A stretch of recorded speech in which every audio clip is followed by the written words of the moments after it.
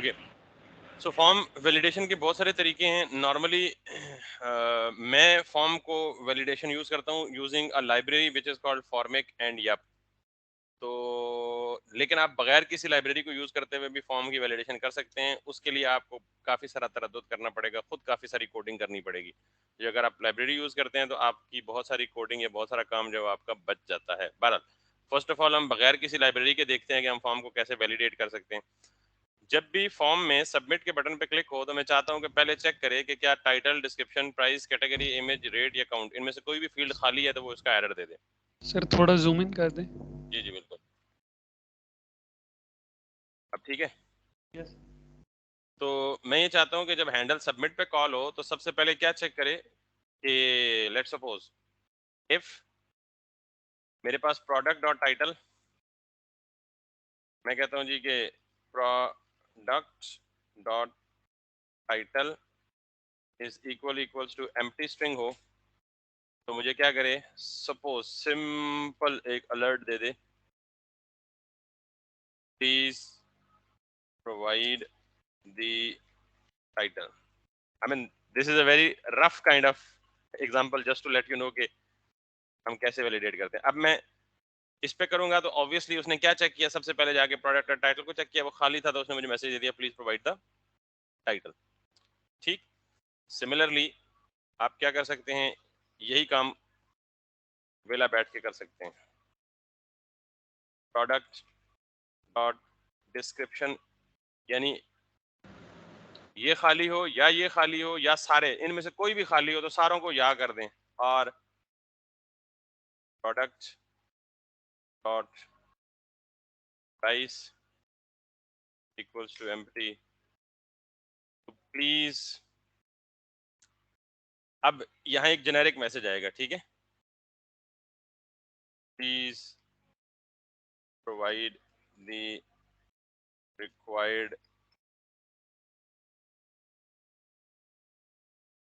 Fields.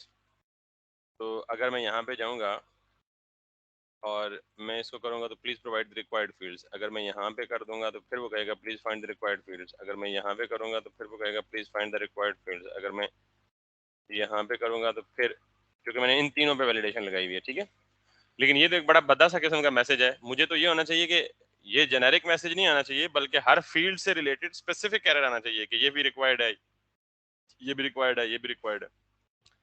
तो इसके लिए हम मैसेज ये पॉपअप पे नहीं शो कराना चाहते, हम इन्हीं टेक्स्ट फील्ड्स के नीचे एरर शो कराना चाहते हैं। तो हम क्या करेंगे, एरर शो कराने के लिए हम एक और स्टेट बना लेंगे, कॉन्स्ट एरर्स सेट एरर्स, और इसको हम कहेंगे जी यूज इट। और जैसे ये है, सारों का एरर सेव करना है ना, तो मैंने एरर्स में ये कर दिया।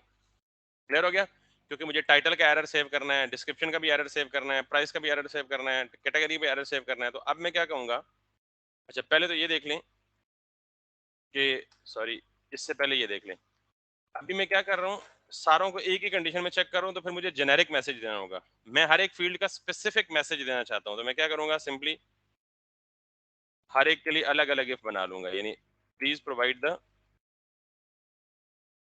टाइटल, फिर इसके लिए जाऊंगा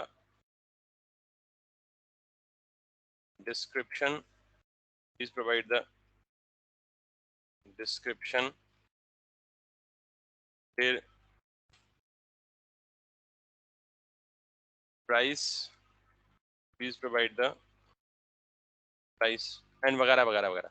अब ये स्पेसिफिक मैसेज आएगा, देखिएगा।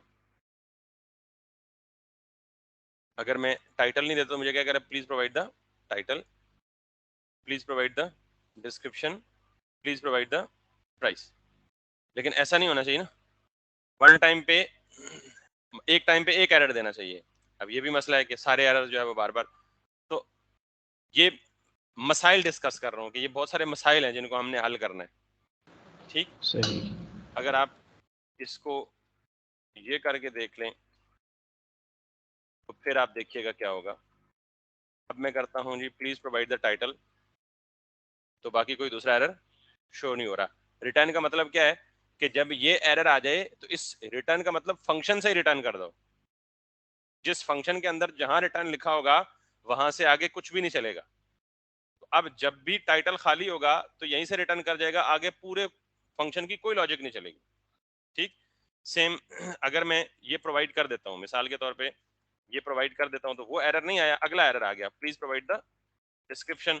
तो फिर अगला भी एरर आ गया, प्लीज प्रोवाइड द प्राइस। तो मैं कहता हूँ जहां एरर आए वहीं रिटर्न हो जाए, क्योंकि मकसद यही है ना, जहां एरर आए वहां से आगे चलो ही ना। तो इसको भी मैं क्या कर दूं, रिटर्न। Make sense? और इसको भी मैं क्या कर दूं, इसका मतलब ये है कि कंट्रोल इस बॉडी के अंदर तब आएगा जब टाइटल में मसला होगा। जब टाइटल में मसला होगा तो आगे चलेगा ही नहीं। भाई अगला एरर चेक ही ना करो, जब पहले भी मसला आ गया तो आगे चेक करने की रीजन क्या है? क्लियर होगी बात? फिर जब इसमें यस मसला सर। नहीं आया तो फिर इसमें मसला आया तो इसके अंदर आओ, तो उसने कहा जी पहले में एरर नहीं आया, ठीक है दैट्स ओके, लेकिन दूसरे में मसला आ गया तो यहीं से रिटर्न कर जाओ, आगे जाने का फायदा नहीं है। तो अब जरा देखिएगा, individual one by one error show होंगे कि अगर मैंने टाइटल नहीं दिया तो उसने सिर्फ टाइटल का एरर दिया, प्लीज प्रोवाइड द टाइटल, और आगे नहीं चला, यहीं से रिटर्न कर गया। अब मैं यहाँ पे कुछ दे देता हूँ तो इसने इस पे एरर नहीं दिया, ये इस पे आ गया, प्लीज प्रोवाइड द डिस्क्रिप्शन। मैंने इस पे ओके किया, आगे नहीं गया, यहीं रुक गया। अगर मैं यही ये एरर भी रिजॉल्व कर दूं तो फिर उसने कहा जी प्लीज प्रोवाइड द प्राइस, और अगर मैं प्राइस यहाँ पे प्रोवाइड कर दूं तो देन आगे चला गया। इसका मतलब ये है कि अभी मेरे पास 1 2 3 4 5 6 7 फील्ड्स हैं, तो मुझे कितनी दफा इफ लगाना पड़ेगा? 7 दफा लगाना पड़ेगा। ये 7 दफा इफ सिर्फ एक काम के लिए लगाना पड़ेगा कि फील्ड खाली ना रहे। अब कोई बंदा यूजर में ये इनपुट दे देता है लेकिन गलत इनपुट दे देता है, मिसाल के तौर पर मैं एक्सपेक्ट कर रहा हूँ स्ट्रिंग और टाइटल की जगह पर नंबर दे देता है, फिर उसके लिए और चेक्स लगाने पड़ेंगे। फिर मैं लगाना चाहता हूँ कि स्ट्रिंग जो यहाँ प्रोवाइड करे टाइटल की, उसकी मिनिमम और मैक्सिमम लेंथ डिफाइन करे। ऐसा ना हो कि कोई पूरा पैराग्राफ पेस्ट करके यहाँ लिख दे और वो टाइटल। तो मैं क्या कहता हूँ जी, टाइटल की जो स्ट्रिंग की लेंथ है वो 10 से ऊपर ना हो या 30 से ऊपर ना हो, और मतलब 6 से कम ना हो। ऐसा कोई टाइटल ना हो जिसमें कि 6 तो मतलब ये कि अगर मैं एक फील्ड की सारी वैलिडेशन रूल्स की बात करूं तो ही मेरा पूरा पेज भर जाएगा सिर्फ वैलिडेशन करते करते। Are you getting my point online students? Yes sir, बिल्कुल। Yes sir. तो मतलब कहने का ये है कि अगर मैं इस तरह मैनुअल वैलिडेशन करता फिरूंगा तो बहुत सारे मसाइल आएंगे, और ये सारे मसाइल मैंने आपको बता दिए कि अभी मैं सिर्फ एम्प्टी होना चेक कर रहा हूं, और उसके लिए देखिए कितना मैस क्रिएट हो गया। अब लेट सपोज प्राइस के कॉलम में वो ये मेक श्योर करेगी कि यहाँ कोई वो कैरेक्टर ना डाल दे, क्योंकि price should be a number. फिर वो प्राइस ऐसा ना हो कि किसी प्रोडक्ट की गलती से 1000 की जगह 10,000 डाल दे, एक जीरो एक्स्ट्रा। तो I have to limit it कि यार आपकी जो प्राइस है मैक्सिमम किसी भी प्रोडक्ट की वो इतनी ज्यादा नहीं होनी चाहिए, इतनी कम नहीं होनी चाहिए, नेगेटिव नहीं होनी चाहिए। तो ये सारे rules can be applied manually, but that may take a time and that may take a huge space as well. और फिर ऑब्वियसली एक्स्ट्रा स्क्रूटनी और एक्स्ट्रा स्क्रूपलस होने की जरूरत है आपको, ताकि आप कहीं कोई छोटा सा पॉइंट भी मिस ना करें। ये प्रॉब्लम शेयर कर रहा हूँ अभी। दूसरा प्रॉब्लम ये कि अलर्ट में तो हम कभी भी मैसेज नहीं दिखाते, ये बड़ा बैड यूजर एक्सपीरियंस है कि भाई मतलब इट्स मतलब ये समझा जाता है कि it's not a good experience. Error कहाँ शो होने चाहिए? जिस फील्ड में एरर है उसी के नीचे।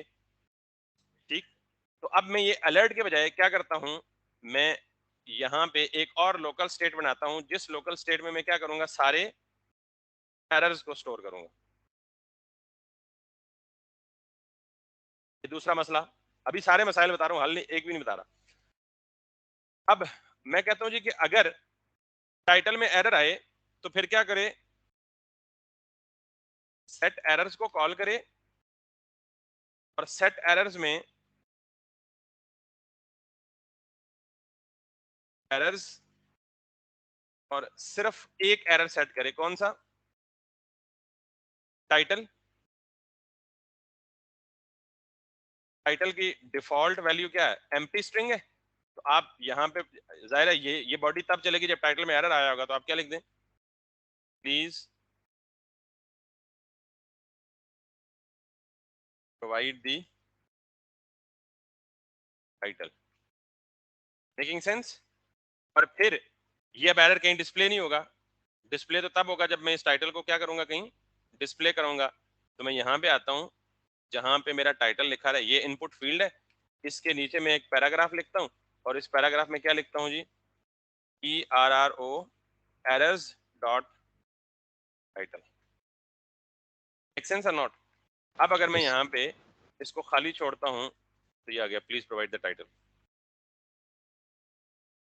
मैनुअल काम है, बहुत Yes. बड़ा है, मतलब हर एक के लिए मुझे यही काम करना पड़ेगा, हेडेक है ना। लेकिन अच्छा, इनको आप सपोज नॉर्मली इसके जो कलर होता है वो रेड होता है, तो आप इसे style colour is gonna be like red कर दें।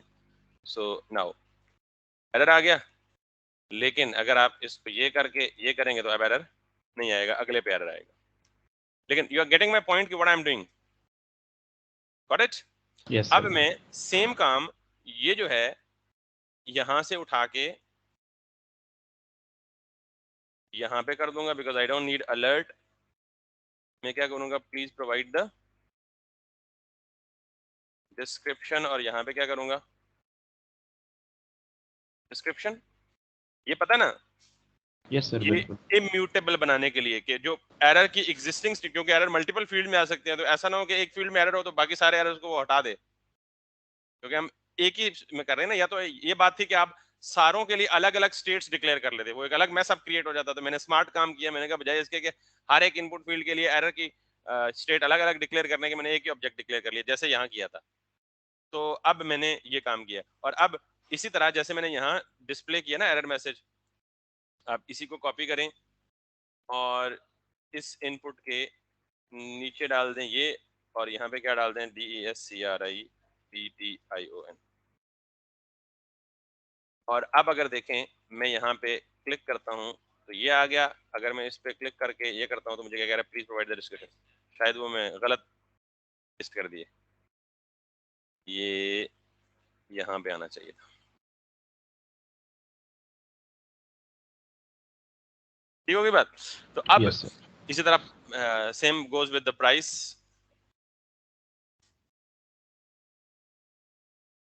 और यहाँ पे आप जाके क्या कर लें,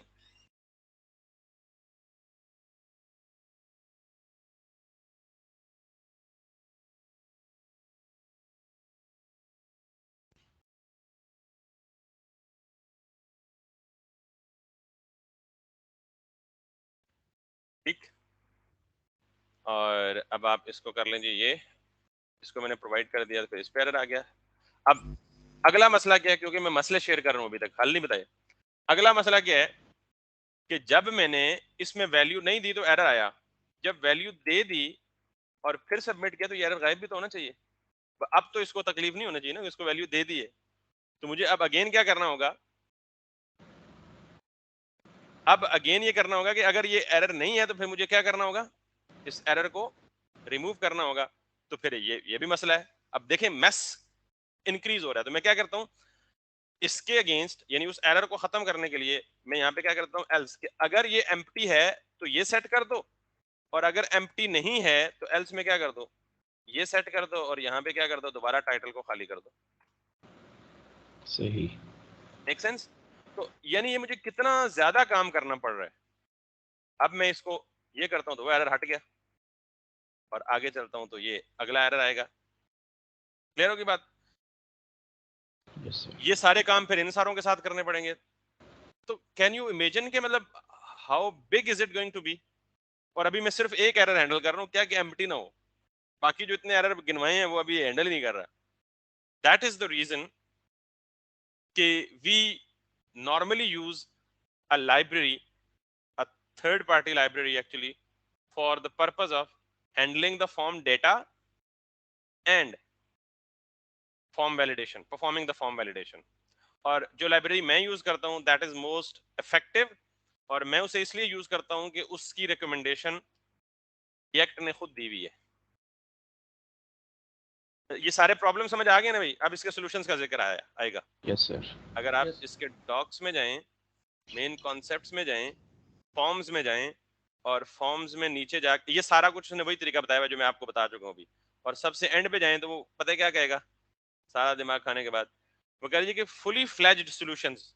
मैं किस टॉपिक के अंडर हूँ, फॉर्म के। और ये रिएक्ट की ऑफिशियल डॉक्यूमेंटेशन रिकमेंड कर रही है। If you are looking for a complete solution including validation, keeping track of visited fields and handling form submission, Formik is one of the popular choices. मतलब ये नहीं कह रहा कि फॉर्मिक ही इज द ओनली चॉइस, बल्कि क्या कह रहा है, is one of the popular choices. तो इसका मतलब there are more than more choices. तो चूंकि मैं सिर्फ फॉर्मिक के साथ ही काम किया है तो मैं आपको फॉर्मिक ही पढ़ा सकूंगा, लेकिन इसका मतलब हरगिज ये नहीं है कि मैं आपको रिस्ट्रिक्ट कर रहा हूँ कि आप फॉर्मिक डू ट्राई। जब आप ये समझ जाएं तो आपको फॉर्म 100% समझ आ जाएगा, फिर आप जो मर्जी लाइब्रेरी ट्राई कर लें। फिर इनफैक्ट और भी ऑप्शंस देख लें, रिडक्स के फॉर्म्स हैं, रिएक्ट फॉर्म्स की एक लाइब्रेरी है, बहुत सारी लाइब्रेरीज अवेलेबल है। I will go with the formic, ठीक है। सो however it is built on the same principles of controlled components and managing state। यानी ये जो काम हम कर रहे हैं ना, कंट्रोल्ड कंपोनेंट्स और स्टेट को मैनेज कर रहे हैं, इन्हीं प्रिंसिपल्स की बेस पे फॉर्मिक काम कर रही है। लेकिन चूंकि वो एक्सपर्ट्स ने लिखी है, वो जरा ज्यादा स्मार्ट वे है of doing the same thing. Under the hood यही काम हो रहे हैं। Making sense? सो अब मैं इस सारी चीज को हटा रहा हूं बिकॉज अभी मैंने सिर्फ 3 फील्ड्स को टच किया है और 3 फील्ड्स के एक एक रूल को टच किया है, तो इतना काम तो मैं भाईजान इस तरह में तो कभी नहीं पढ़ूंगा। तो then now comes up to the solution of the forms. मैं इसको भी रिमूव कर देता हूं और अब मैं यूज करने लगा हूं फॉर्मिक। अच्छा, मैं 2 लाइब्रेरीज का मिक्सचर यूज करूंगा, एक है फॉर्मिक और एक है यप, ठीक है। फॉर्मिक का मकसद है फॉर्म डेटा हैंडलिंग और यप का मतलब है फॉर्म वैलिडेशन। ये इन दोनों में फर्क क्या है? Let's get into it and then will let you know. I am going to click on the Formik, it will move me to another page which is the official page of the formic। और मैं आपको यहाँ पे सबसे पहला काम as usual, जब भी हम कोई लाइब्रेरी यूज करते हैं तो हमें क्या करना पड़ता है? npm install। Got it? So मैं क्या कर रहा हूँ जी, npm Yes, sir. install formic। go ahead why it is giving me a warning? ये कह रहे जी एरर्स। अच्छा, मैं एरर्स को यहाँ यूज कर रहा हूँ, ऊपर से डिलीट कर दिया, तो I need to delete it from here as well, from here as well, from here as well, so make sure no error, that's good। अब मैं आता हूं और मैं यहाँ पे एक सेपरेट टर्मिनल में npm install formic करता हूं।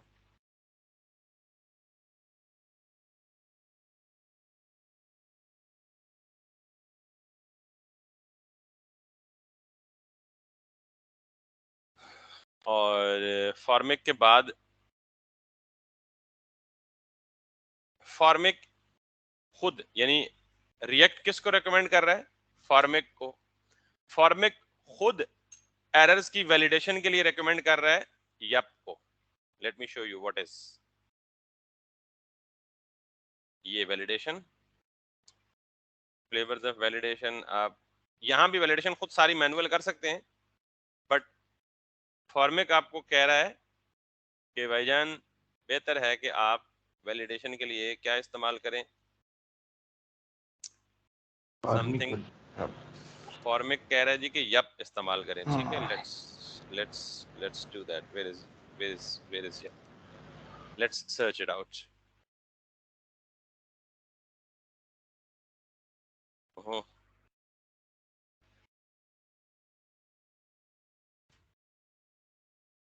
Schema validation with Yup, got it. और ये बेसिकली यप की लाइब्रेरी है। तो मुझे सेकंड लाइब्रेरी क्या चाहिए? यप चाहिए। तो npm install यप, ये 2 लाइब्रेरीज हैं जी जिनको हमने इस्तेमाल करना। सर yarn कहाँ यूज हो रहा होता है? जिस तरह npm एक पैकेज मैनेजर है ना, यस सर।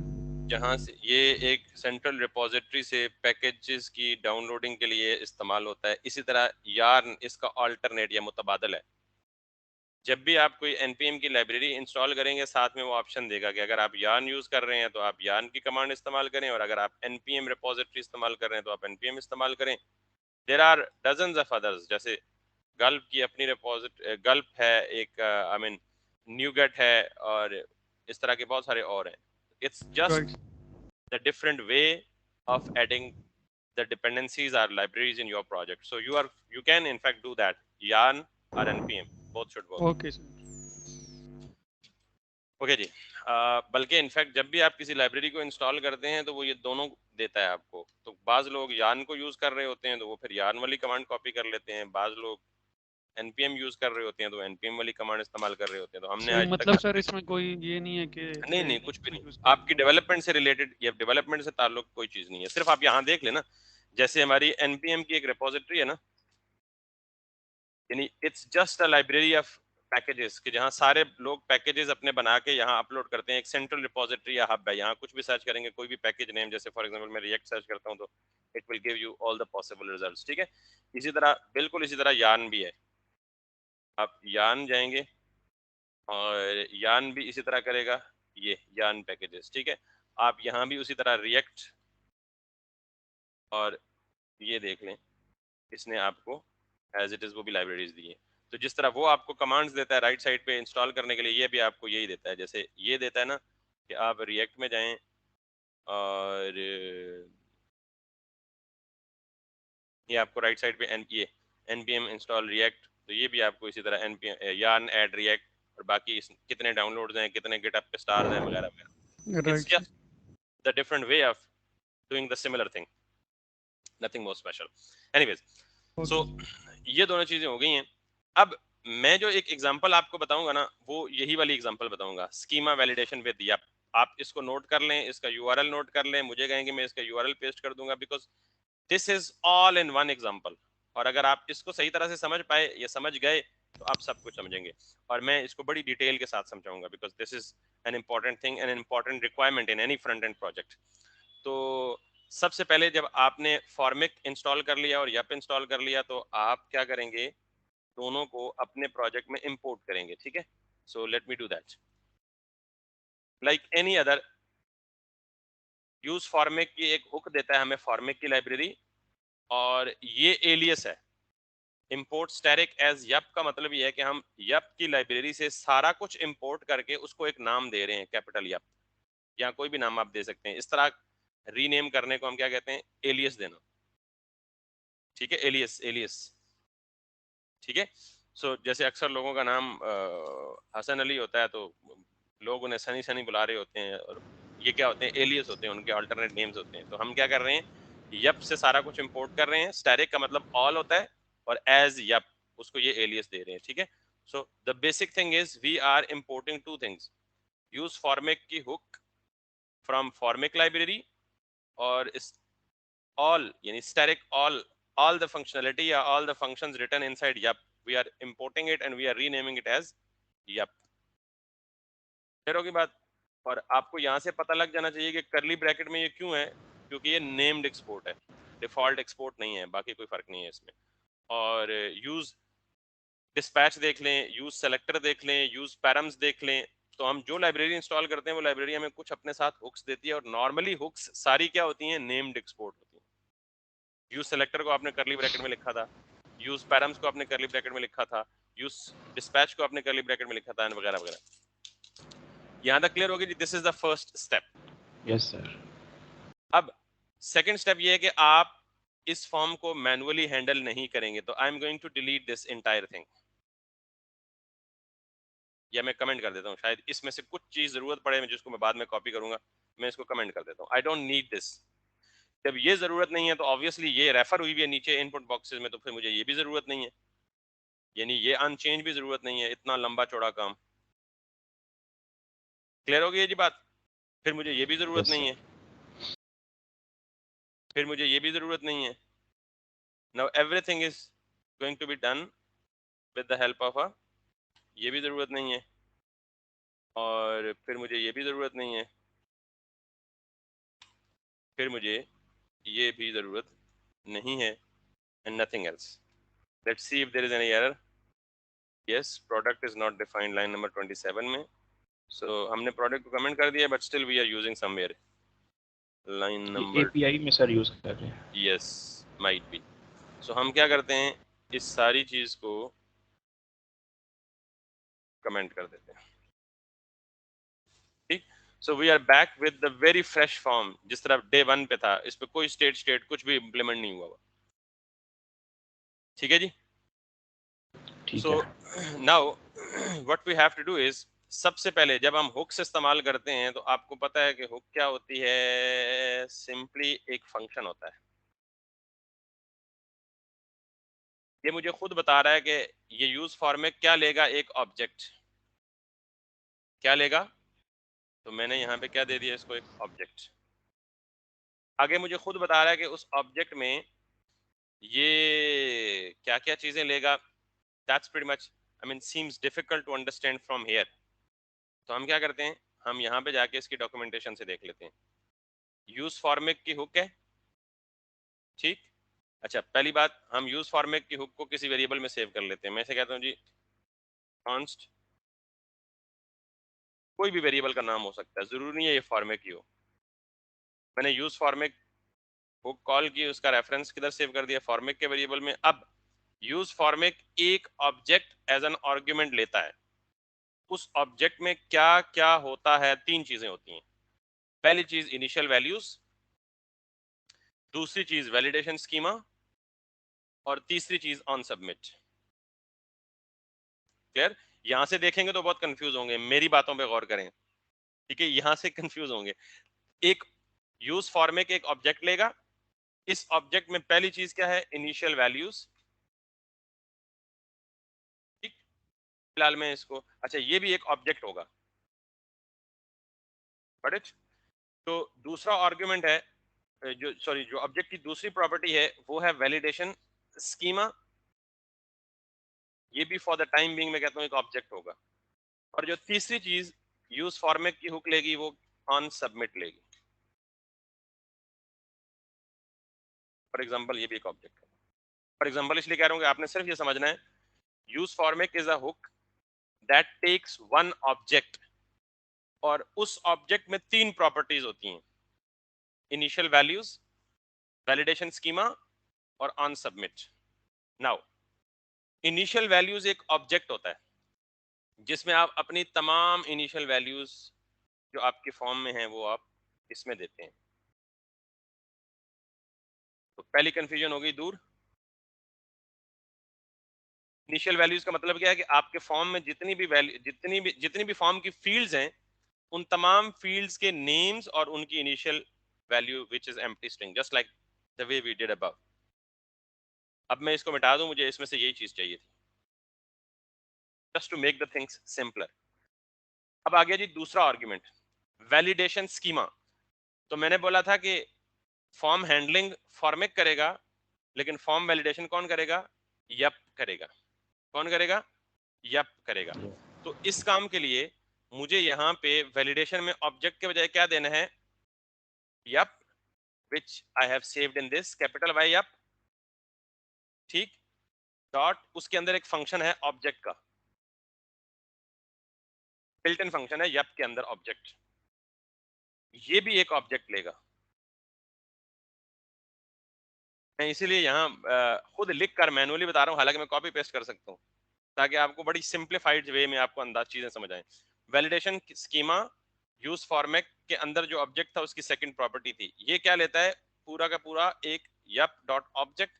ये ऑब्जेक्ट फिर एक, यानी ये sorry Yup dot object function फिर एक ऑब्जेक्ट एज एन आर्गुमेंट लेता है। और इस ऑब्जेक्ट में क्या होता है, इस ऑब्जेक्ट में इनिशियल वैल्यूज नहीं होती, मैं चेंज करूंगा ये सारी वैल्यूज। अब इन वैल्यूज के रूल्स होते हैं। रूल्स का मतलब क्या है कि मैं मिसाल देता हूं जी कि यप डॉट स्ट्रिंग, ये जो यप डॉट लिखा था ये सारे फंक्शन किसके हैं, यप के बिल्ट इन फंक्शन है। तो इसका मतलब ये है कि टाइटल क्या होना चाहिए, स्ट्रिंग होनी चाहिए। Got it? Dot yes sir. मिन, डॉट मिन का मतलब ये है कि इसकी जो मिनिमम वैल्यू है वो कितनी होनी चाहिए, टाइटल मिनिमम वैल्यू कितनी, 6 होनी चाहिए। Make sense? और यस अगर ये मिनिमम वैल्यू 6 ना हो तो एरर क्या दे, वो आप कस्टम यहां पे दे दें, please provide at least 6 characters. Clear? और उसके बाद मैक्स लिख दें, और मैक्स का मतलब मैक्सिमम कितने कैरेक्टर्स हो टाइटल में, 30। और अगर 30 से ऊपर करे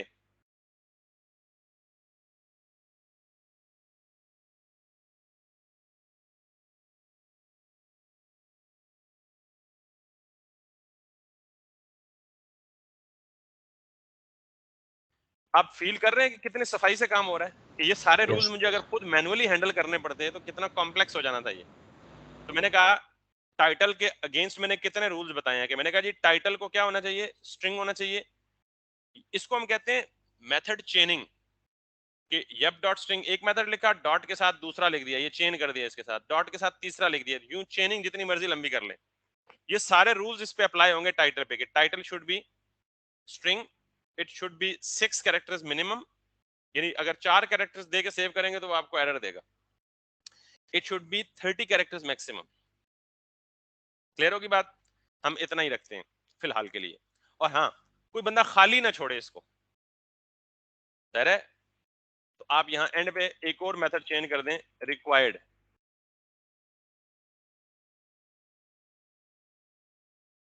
ये सारे फंक्शंस क्या है, बिल्ट इन है, मेन भी बिल्ट इन है। और आप अंडरस्टैंडिंग के लिए इनको जरा ब्रेक कर लें, ना भी ब्रेक करें कोई हर्ज नहीं है, लेकिन जरा ज्यादा मीनिंगफुल वे में आपको ये क्लियर हो जाएंगे। यहां तक क्लियर हो गया जी? ठीक है। Yes, sir. अब डिस्क्रिप्शन पे आ जाएं। इस डिस्क्रिप्शन पे भी सारे रूल्स यही लगेंगे, सिर्फ नाम चेंज कर दें।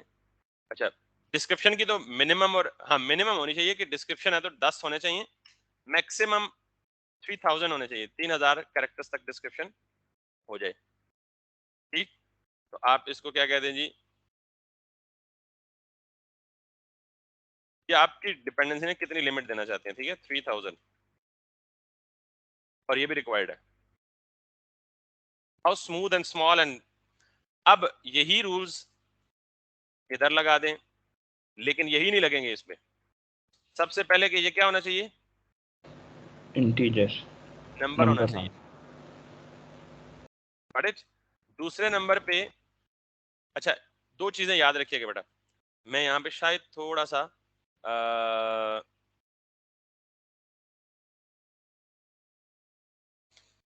ये जो रूल्स मैं लिख रहा हूँ ये मुझे कहाँ से पता लग रहे हैं, या मुझे तो इसलिए पता है कि मैंने बहुत ज्यादा दफा इनको ट्राई कर लिया, तो आपको कहाँ से पता लगेंगे? आपने, यानी जाहिर है यहाँ तो सिर्फ लिमिटेड है ना, मिन लिखा हुआ है, मैक्स लिखा हुआ है, तो आप सिंपली यहाँ पे क्या करें, यप लिखें या यप वैलिडेशन लिखें और इसकी डॉक्यूमेंटेशन में चले जाएं। ये गिटहब की रेपो है इसकी। ठीक है, ये सारे रूल्स जो मैं लिख रहा हूँ वो आपको पता लग रहे हैं। स्ट्रिंग रिक्वायर्ड, ये देखें, number required, positive, integer, age number होनी चाहिए और ये रिक्वायर्ड फील्ड होनी चाहिए, और ये पॉजिटिव यानी नेगेटिव नंबर नहीं होगा, और ये इंटीजर होना चाहिए, क्योंकि नंबर फ्लोट में भी हो सकता है, फ्लोट का मतलब पॉइंट में भी हो सकता है, तो अगर इंटीजर देंगे तो वो पॉइंट में नहीं होगा, सिर्फ सॉलिड नंबर होगा। क्लियर हो गई बात? फिर आप देख लें स्ट्रिंग और ईमेल, आपको ईमेल की वैलिडेशन की जरूरत नहीं है, आप सिर्फ ईमेल लिख देंगे, वो खुद ब खुद वैलिडेट करेगा वैलिड ईमेल को। अच्छा, ये रूल्स तो लिमिटेड है, यहाँ पे आए नीचे ये सारे ले, यप में ये स्कीमा लेवल पे यहाँ आए और इस ये स्ट्रिंग के लिए ये सारे हैं, नंबर के लिए ये सारे हैं। देखें, min, max, less than, more than, positive, negative, integer, truncate, round. Date के लिए ये है मिन मैक्स, यानी डेट को चेक करना है कि मिनिमम डेट ये होनी चाहिए, मैक्सिमम डेट ये होनी चाहिए। अक्सर होता है ना कि ऑफर वैलिड टिल फलां डेट, तो आपको ये चेक करना है कि यार उससे अगली डेट को सेलेक्ट करे तो उसको एरर दे कि यार इस डेट पे ऑफर अवेलेबल नहीं वगैरह। तो यहां से आप सारे रूल्स देख सकते हैं। क्लियर होगी ये बात? यहां ठीक तक है सर. किसी को मसला तो नहीं है? अब ये देखें कि क्या स्ट्रिंग में मिन और मैक्स हैं या नहीं है। ये मैं मिन और मैक्स किसको दे रहा हूं, स्ट्रिंग को दे रहा हूं। तो यहां पे आगे किधर चेक करेंगे आप, स्ट्रिंग रिक्वायर्ड लेंथ मिन और मैक्स। ठीक, और देख लें पहला आर्गुमेंट इसमें क्या दे रहा है, लिमिट, और वो क्या होगा, नंबर होगा, और आखिरी मैसेज होगा सेकंड आर्गुमेंट। ठीक है, और थर्ड ऑप्शनल फंक्शन हो सकता है अगर हमें चाहिए फंक्शन, तो हमें नहीं चाहिए फिलहाल हमने लिखे। और फिर नंबर में भी मिन मैक्स है। ठीक, तो नंबर में स्ट्रिंग में मिन मैक्स क्या वो काउंट करेगा, स्ट्रिंग की लेंथ, और नंबर में मिनिमम वैल्यू और मैक्सिमम वैल्यू। तो मैं चाहता हूं कि प्राइस की जो मिनिमम वैल्यू है that should be like 100 rupees, और मैक्सिमम वैल्यू जो है लाइक 3000 रुपीज। ठीक, सर अगर यहाँ पे फोन नंबर हो उसकी हम किस तरह वैलिडेशन करेंगे? आप फोन नंबर भी कह सकते हैं, फिर आपका CNIC भी हो सकता है, फिर आपका सोशल सिक्योरिटी नंबर भी हो सकता है, फिर आपका लैंडलाइन नंबर भी हो सकता है, फिर मोबाइल नंबर भी हो सकता है। तो सर उसकी फिर हम मिन देंगे, मतलब 11 हम यहाँ पे 11 कर देंगे? नहीं नहीं नहीं नहीं, बिल्कुल भी नहीं, बिल्कुल भी नहीं, बिल्कुल भी। This has a very good way of validating that. यानी अगर आप मिन 11 देंगे, मैक्स देंगे, तो इसका मतलब फिर आप मैनुअली चेक कर रहे हैं ना सारा कुछ। Yes sir. लाइब्रेरी का फायदा तो ना हुआ इस ऐसे कामों के लिए। और इनको कहते हैं पैटर्न मैचिंग, क्योंकि फोन नंबर का एक खास पैटर्न होता है। पहले 4 डिजिट का कोड होता है, फिर डैश होता है, फिर 7 डिजिट का नंबर होता है। तो ये खास पैटर्न है कि पहले क्या चेक करो, 4 डिजिट चेक करो, फिर एक वो हाइफन चेक करो, फिर 7 डिजिट चेक करो। इसी तरह CNIC एक खास पैटर्न है कि पहले 5 डिजिट चेक करो, फिर हाइफन चेक करो, फिर 7 डिजिट चेक करो, फिर हाइफन चेक करो, और फिर 1 डिजिट चेक करो। तो ये खास पैटर्न है। पैटर्न मैचिंग के लिए we do have another way, and that regex. जानते हैं आपको क्या होता है regex? Regular expressions. Yes sir, rejects. अच्छा, नाम रेजेक्स होता है बेसिकली। बिलाल, आपके सवाल का जवाब है पैटर्न मैचिंग के लिए। आप दुनिया में किसी किस्म का पैटर्न मैच करना चाहते हैं ना, जैसे एग्जांपल आपने खुद ही दे दी है, फोन नंबर है, फिर PTCL नंबर है, या आपका मोबाइल नंबर है, या CNIC नंबर है, या ईमेल है। ईमेल भी पैटर्न मैचिंग के लिए होता है। तो उसके लिए यहाँ पे एक मैच का फंक्शन अवेलेबल होगा। और let me do that, let me see that. Match, ये मैचेस, गॉट इट। और ये आगे बता रहा है कि ये क्या लेगा, एक रेजेक्स एक्सप्रेशन लेगा। ठीक होगी बात? हम जरा एक एक करके दिखा देते हैं आपको। हमारे पास फोन नंबर की फील्ड नहीं है। हम एक काम करते हैं, हम ये बाकी सारी फील्डें हटा देते हैं, क्योंकि जाहिर है एक से समझ आ गई तो सारा एक फोन नंबर की फील्ड क्रिएट कर लेते हैं। ठीक है, टाइटल, डिस्क्रिप्शन, प्राइस और फोन नंबर कर लेते हैं। सो लेट्स, टाइटल हो गया, डिस्क्रिप्शन हो गया, प्राइस हो गया, तो यहाँ से आगे हम काट देते हैं और इसको हम कर देते हैं जी THONE फोन नंबर। ठीक है, और इसको कर देते हैं जी फोन THONE फोन, और दैट्स प्रीटी मच इट। और यहाँ पे भी कर देते हैं जी हम इनिशियल स्टेट में THONE। हाँ, ओके। खैर है, हम अभी इसको जो यूज कर रहे हैं वैलिडेशन के लिए, तो अब हमारी वैलिडेशन सारी इसके थ्रू होगी। ओके जी, ये हो गया D फॉर डन, THONE। अब हम यहाँ पे करेंगे जनाबे मन बिलाल साहब की रिक्वायरमेंट पूरी। ओके, यहाँ तक क्लियर हो गया? Yes sir. अभी मैंने तीसरे आर्गुमेंट को नहीं छोड़ा, मैं दूसरे पे ही हूँ अभी। तो मैं क्या करने लगा हूँ अभी, फोन पे रेजेक्स पैटर्न मैच करवाने लगा हूँ। ये तो समझ आ गई ना आपको कि नंबर है, मिन है, मैक्स है, रिक्वायर्ड है। अब मैं कह रहा हूँ ये फोन नंबर क्या होना चाहिए? नंबर ही होना चाहिए। नंबर नहीं होना चाहिए, स्ट्रिंग होनी चाहिए, क्योंकि नंबर में हाइफन नहीं आ सकता फिर। तो फोन नंबर में नॉर्मली अगर आप कंट्री कोड मिलाएं तो पहले प्लस भी आता है, +92 हाइफन, तो फिर वो नंबर का पार्ट तो नहीं हो सकता। तो हम क्या कहेंगे जी इसको, ये क्या होना चाहिए? स्ट्रिंग होना चाहिए। और स्ट्रिंग के साथ हमने इसको मिन मैक्स को छोड़े, रिक्वायर्ड होना चाहिए दूसरा, और तीसरा .MATCHES मैचेस। और मैचेस में आप देख लें कि क्या दे रहा है, वो क्या होना चाहिए, रेजेक्स और साथ में मैसेज।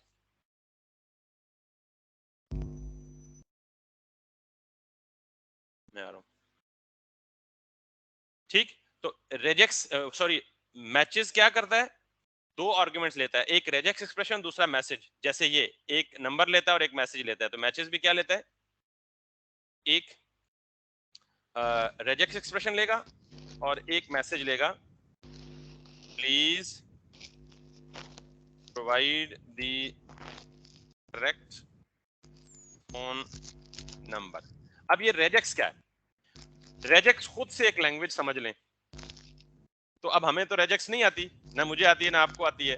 तो आपके लिए सादा तरीन काम क्या है कि यहाँ पे जाके गूगल पे लिखें रेजेक्स फॉर फोन नंबर। ठीक, ये आपको एक पैटर्न देगा। फोन नंबर का वैलिड पैटर्न क्या है वो आप यहां से ले लें। Your regex matches anything beginning with the digit including a string 1a to avoid partial matching, append a to the end, वगैरह वगैरह वगैरह। तो हम क्या करते हैं जी, यहाँ हमें ये नहीं बता रहा कि ये किस चीज या किस नंबर को मैच, किस नंबर के फॉर्मेट को मैच करेगा, पाकिस्तानी फोन नंबर को करेगा या किसको करेगा। तो हम यहाँ पे क्या लिख देते हैं, और sorry regex for numbers only, नहीं फॉर फोन नंबर्स।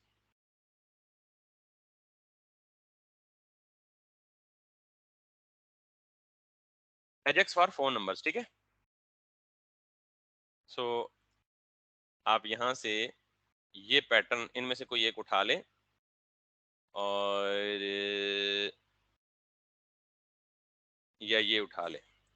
अब ये देखें, ये पूरा पैटर्न है ना, आपको समझ आएगी फिलहाल ना, हमने समझने की कोशिश करनी है ठीक है, इतना देखना है इसको। 325 लोगों ने आप पोर्ट किया हुआ है और इसको आपने कॉपी करके यहां लिख देना है। फिर अब अगली चीज यहां से पढ़ लें कि ये रेजेक्स किस किस को मैच करेगा। देखिएगा, you need to specify exactly what you want, what are the legal delimiters, spaces, dashes and periods, no delimiters allowed, can one mix delimiters, यानी for example this, वो ये चीज देखेगा, plus this वगैरह वगैरह वगैरह।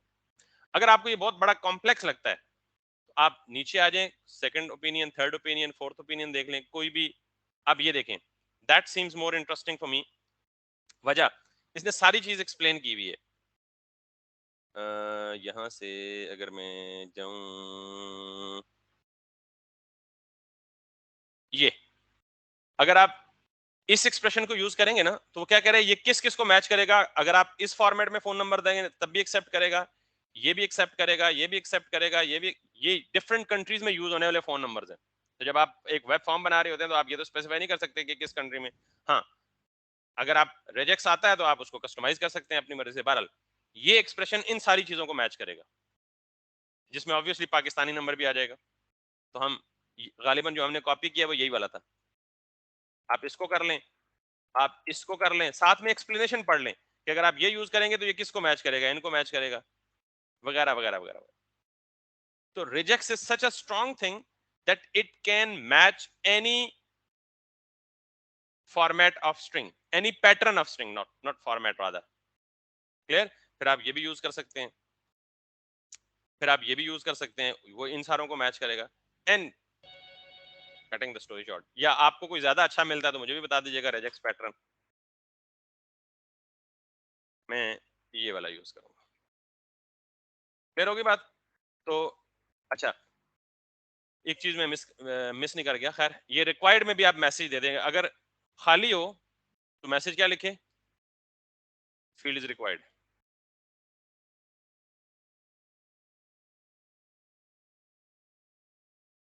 यहां भी क्या करें,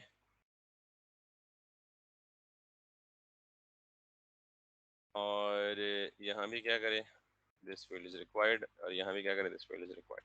अब ये फोन नंबर क्या करेगा, ये इंश्योर करेगा कि स्ट्रिंग है, रिक्वायर्ड है, और ये इस पैटर्न के साथ मैच कर रही है। और अगर इस पैटर्न के साथ मैच ना करे तो क्या दे, please provide the correct phone number. Make sense.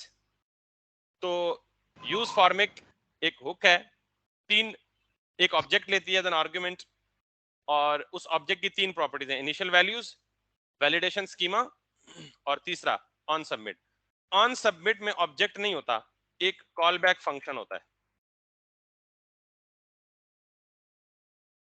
On submit क्या होता है, और जितनी भी फॉर्म की वैल्यूज हैं, फॉर्म की वैल्यूज का मतलब टाइटल की वैल्यू, डिस्क्रिप्शन की वैल्यू, प्राइस की वैल्यू, फोन नंबर की वैल्यू, वो ऑटोमेटिकली यहाँ पे अवेलेबल कर देगा। फॉर्मिक उन तमाम वैल्यूज को ऑटोमेटिकली ऑन सबमिट में एज एन आर्गुमेंट अवेलेबल कर देगा। और इसके अंदर मैं यहाँ एपीआई को कॉल करूँ, फॉर्म सबमिट करूँ, जो कुछ मर्जी करूँ कर सकता हूँ। मैं सिर्फ फिलहाल कंसोल कर रहा हूँ लाइक दिस। तो my formic hook is complete. अब चूंकि आज अभी टाइम ओवर हो गया, कल मैं क्या करूंगा, फॉर्मिक हुक को अपने इस फॉर्म के साथ लिंक करूंगा और फिर हमारा काम हो जाएगा डन। यहां तक किसी को सवाल हो तो पूछ लें। ठीक है सर, ये समझ आ गया। और सर पासवर्ड के लिए भी है कोई? बिल्कुल है, पूरा रेजेक्स पैटर्न मैच करवा सकते हैं पासवर्ड के लिए। आप मिनिमम लेंथ सेट कर सकते हैं, मैक्सिमम लेंथ सेट कर सकते हैं, रिक्वायर्ड सेट कर सकते हैं। ये तो अब आपने देख लिया ना कि ये कितनी कॉम्प्रिहेंसिव चीज है, जो आपके जहन में सोच आ सकती है वो ये काम कर सकता है। सही सही, वो नजर ना आए फॉर्म, वो पासवर्ड। हाँ, वो तो सिंपली पासवर्ड को आप यहाँ इनपुट टाइप पासवर्ड कर दें, पासवर्ड, सिंपल इज ठीक दैट। है ठीक है ठीक है। वो तो और सर सिंपल वो काम है। ठीक। पासवर्ड में मैं इस चीज की बात करूं, जैसे अक्सर आप देख रहे होते हैं ना कि पासवर्ड में पहला लेटर कैपिटल होना चाहिए, हाँ 3 हाँ हाँ, कैरेक्टर्स होने चाहिए, 2 नंबर्स होने चाहिए, वो काम भी यहाँ हो सकता है रेजेक्स पैटर्न के थ्रू। वो जिन्होंने सही इंप्लीमेंट किया होता है वो रेजेक्स के थ्रू ही किया होता सही, ठीक। और सर वो दूसरा जो आप ये जैसे आपने उस दिन किया ना, क्लास को सारों को एक ही दफ़ा क्लास नेम दे दिया, वो थोड़ा सा तरीका